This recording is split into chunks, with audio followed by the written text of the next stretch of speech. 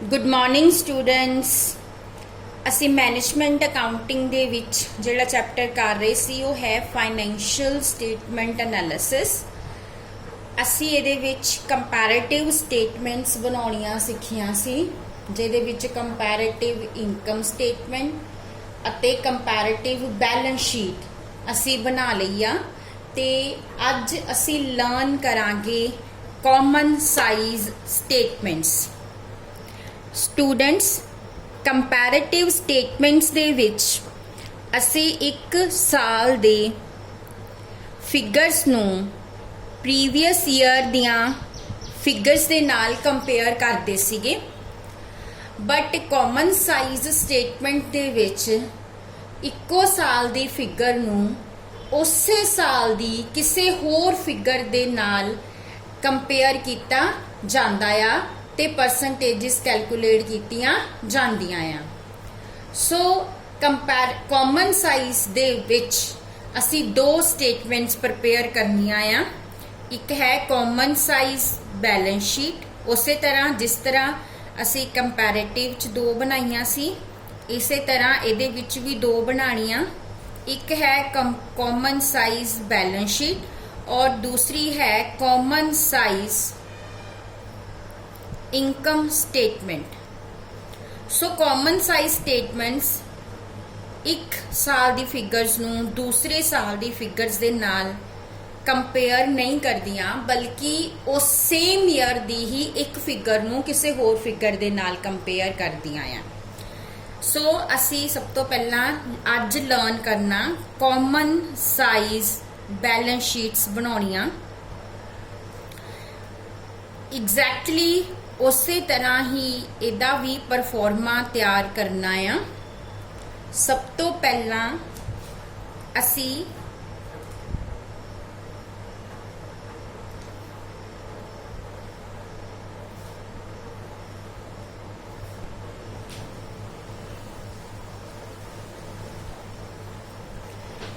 Particulars दा column बनावांगे।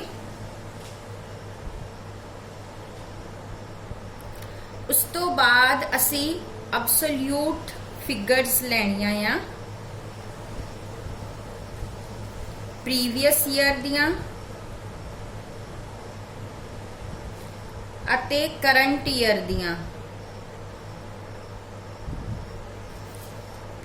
Next असी की कैलकुलेट करना, कंपैरेटिव च की कीता सी, पहला इनक्रीज ते डिक्रीज कड्डी सी और फिर परसेंटेज कड्डी सी। बट ਇਹਦੇ ਵਿੱਚ ਤਾਂ ਅਸੀਂ 2 ਸਾਲਾਂ ਨੂੰ ਕੰਪੇਅਰ ਕਰਨਾ ਹੀ ਨਹੀਂ ਆ, ਸੋ ਇਨਕਰੀਜ਼ ਡਿਕਰੀਜ਼ ਤੇ ਨਹੀਂ ਨਿਕਲਣੀ। ਅਸੀਂ ਇੱਥੇ ਕੈਲਕੂਲੇਟ ਕਰਨੇ ਆ percentage of total of balance sheet. Balance sheet ਦੇ ਟੋਟਲ ਦੀ बैलेंस शीट दे टोटल दे नाल असी बैलेंस शीट दी हर फिगर नू कंपेयर करना आ ते ओदी परसेंटेज कैलकुलेट करनी आ। मतलब असी देखना आ कि कोई भी जो आइटम आ बैलेंस शीट दे विच ओ बैलेंस शीट दे टोटल दा कितना परसेंटेज आ। सो असी प्रीवियस ईयर लई भी ये काम करना आ अते करंट ईयर लई भी इसे तरह ही करना है। स्टूडेंट्स सब तो पहला असी पर्टिकुलर्स सारे मैंशन कर लेंदे हैं, फिर उस तो बाद कैलकुलेशंस करांगे। स्टार्ट हुंदा इक्विटी एंड लाइबिलिटीज दे नाल। जिद्दां तुहाडी बैलेंस शीट दित्ती हुई आ, असी डिटो पर्टिकुलर्स दे विच उतार लैनी आ। फिर लिखांगे शेयर होल्डर्स फंड्स, जिहदे तो बाद जिहदे अंडर आएगी साडी इक्विटी शेयर कैपिटल, और नेक्स्ट आएगा रिजर्व एंड सरप्लस, जिहदे under capital reserve लिखांगे।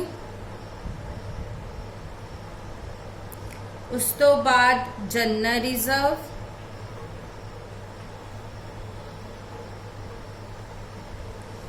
sinking fund,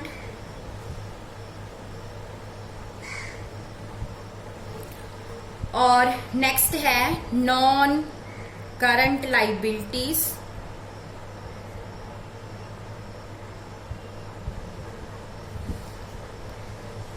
ਜਿਹਦੇ ਵਿੱਚ ਸਾਨੂੰ 10% ਡਿਵੈਂਚਰ ਦਿੱਤੇ ਹੋਏ ਆ।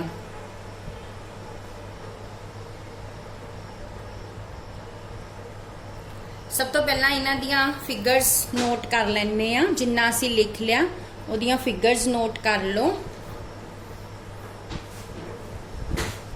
ਸ਼ੇਅਰ ਹੋਲਡਰ ਫੰਡਸ ਦੇ ਵਿੱਚ ਇਕੁਇਟੀ ਸ਼ੇਅਰ ਕੈਪੀਟਲ 2016 ਚ 1000 ਹੈ और 17 ਚ 1200 ਆ। ਪ੍ਰੀਵੀਅਸ ਈਅਰ ਸਾਡਾ 2016 ਆ ਤੇ ਕਰੰਟ ਈਅਰ 17। ਉਸ ਤੋਂ ਬਾਅਦ ਰਿਜ਼ਰਵ ਐਂਡ ਸਰਪਲਸ ਚ capital reserve 90, current year 185। Next ਜਿਹੜਾ ਦਿੱਤਾ ਹੋਇਆ ਤੁਹਾਨੂੰ ਜਨਰਲ ਰਿਜ਼ਰਵ 2016 ਚ 500 ਐਂਡ 450। ਉਸ ਤੋਂ ਬਾਅਦ ਤੁਹਾਨੂੰ ਕੀ ਦਿੱਤਾ ਹੋਇਆ ਸਿੰਕਿੰਗ ਫੰਡ ਅਗੇਨ 90, 100। ਉਸ ਤੋਂ ਬਾਅਦ ਤੁਹਾਨੂੰ 10% ਡਿਵੈਂਚਰ ਦਿੱਤੇ ਹੋਏ ਆ 450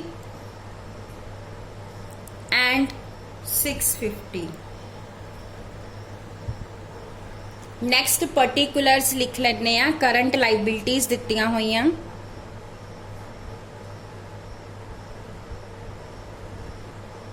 ਜਿਹਦੇ ਵਿੱਚ ਸੰਡਰੀ ਕ੍ਰੈਡੀਟਰਸ ਨੇ,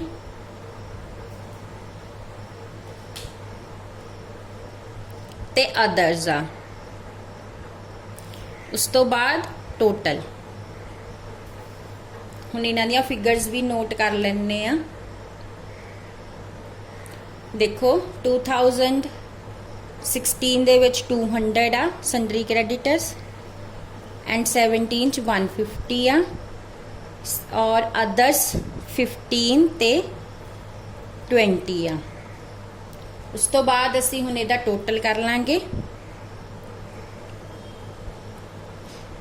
ਜਿਹੜਾ ਤੁਹਾਡਾ ਪਿਛਲਾ ਟੋਟਲ ਆ ਪ੍ਰੀਵੀਅਸ ਈਅਰ ਦਾ ਹੈਗਾ 2345 ਤੇ ਕਰੰਟ ਈਅਰ ਦਾ ਟੋਟਲ ਹੈਗਾ ਆ 2755। ਹੁਣ ਬਾਕੀ ਦੇ ਇੱਕ ਸਾਈਡ ਸਾਡੀ ਬਣ ਗਈ, ਲਾਇਬਿਲਿਟੀ ਸਾਈਡ ਬਣ ਗਈ ਆ। ਹੁਣ ਅਸੀਂ ਆਪਣੀ ਐਸੈਟਸ ਦੇ ਵੀ ਪਾਰਟਿਕੂਲਰਸ ਜਿਹੜੇ ਹੈਗੇ ਉਹ ਨੋਟ ਕਰ ਲੈਣੇ ਆ। ਦੂਸਰੀ ਸਾਈਡ ਇਹਦੇ ਵਿੱਚ ਸਭ ਤੋਂ ਪਹਿਲਾਂ ਤੁਹਾਨੂੰ ਦਿੱਤੇ ਹੋਏ ਆ non current assets,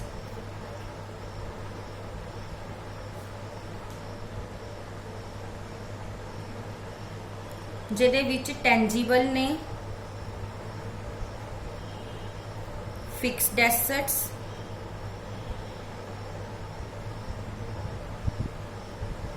building, less depreciation, land, furniture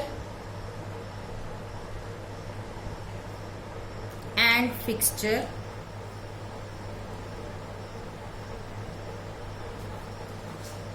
उस तो बाद तुहानू करंट एसेट्स दिते आ जिहदे विच कैश, स्टॉक ते इन्वेस्टमेंट्स।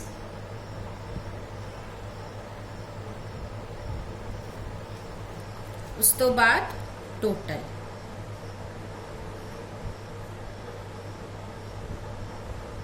हुण असीं इन्हां दियां भी फिगर्स नोट कर लैने आ।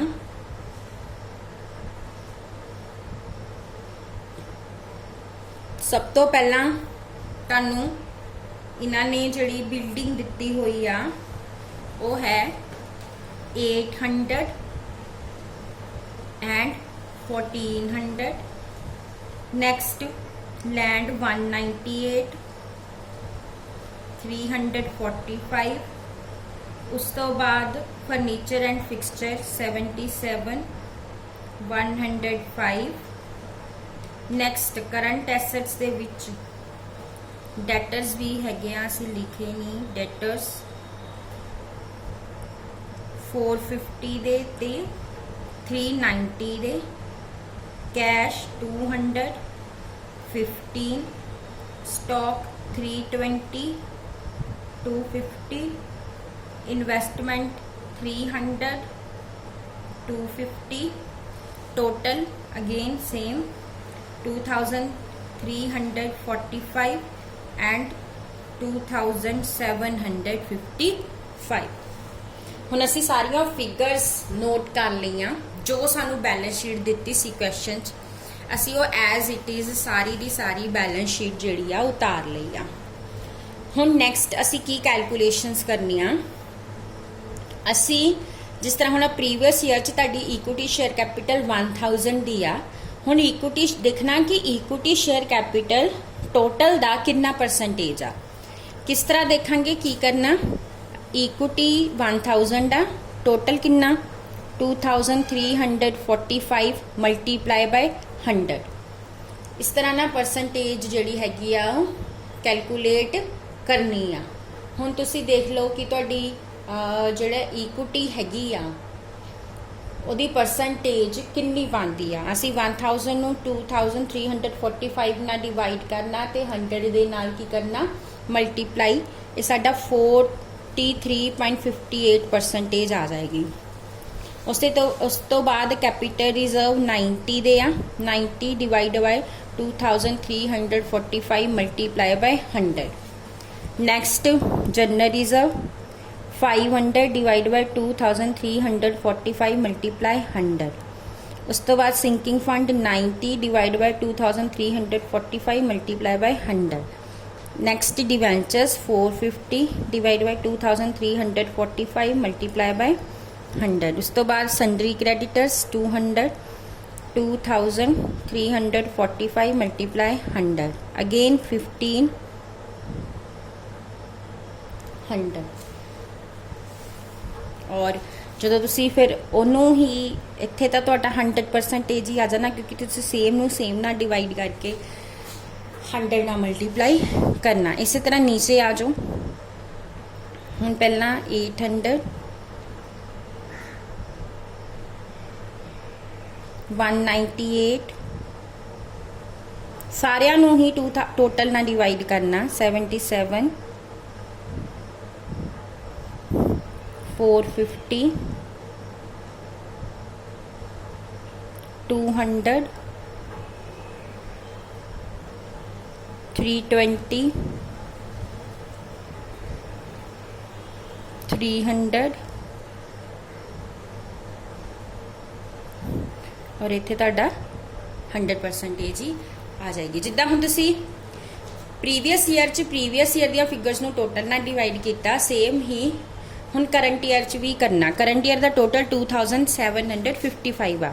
सो ਹੁਣ ਅਸੀਂ ਇੱਥੇ ਜਿੱਦਾਂ ਪਹਿਲਾਂ ਇਕੁਇਟੀ 1200 ਦੀ ਆ, डिवाइड 2755 मल्टीप्लाई बाय 100। उस तो बाद 185 बहुत ही ईजी आ। देखो असी बस की कर रहे हैं, टोटल देना डिवाइड।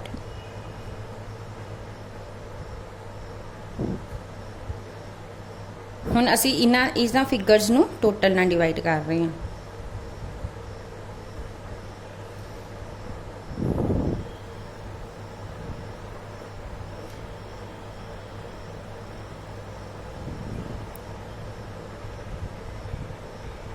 इत्थे तुहाडा फिर 100% ही आ जाएगा।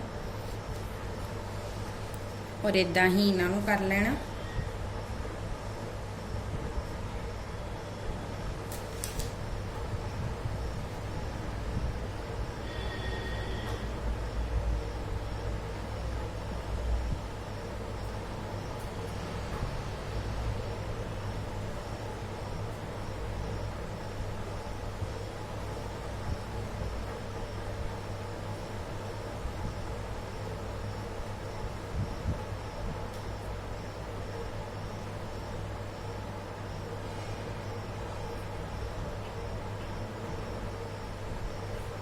ਔਰ ਇੱਥੇ ਫਿਰ ਤੁਹਾਡਾ 100% ਹੀ ਆ ਜਾਏਗਾ।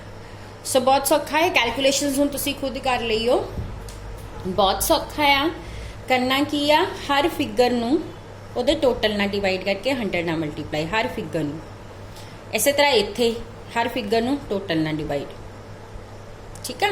ਸੋ ਬੜੀ ਈਜ਼ੀ ਵੇ ਦੇ ਨਾਲ ਅਸੀਂ ਇਹ ਕਾਮਨ ਸਾਈਜ਼ ਸਟੇਟਮੈਂਟਸ ਜਿਹੜੀਆਂ ਹੈਗੀਆਂ ਆ ਪ੍ਰਪੇਅਰ ਕਰਦੇ ਆ। ਹੁਣ ਇਹ ਮੈਂ ਸਾਰੇ ਤੁਹਾਨੂੰ ਲਿਖ ਦਿੱਤੇ ਆ, ਕੈਲਕੂਲੇਸ਼ਨਸ ਤੁਸੀਂ ਖੁਦ ਕਰਕੇ ਇਹਨੂੰ ਜਿਹੜਾ ਹੈਗਾ ਕਰ ਲੈਣਾ। Thank you.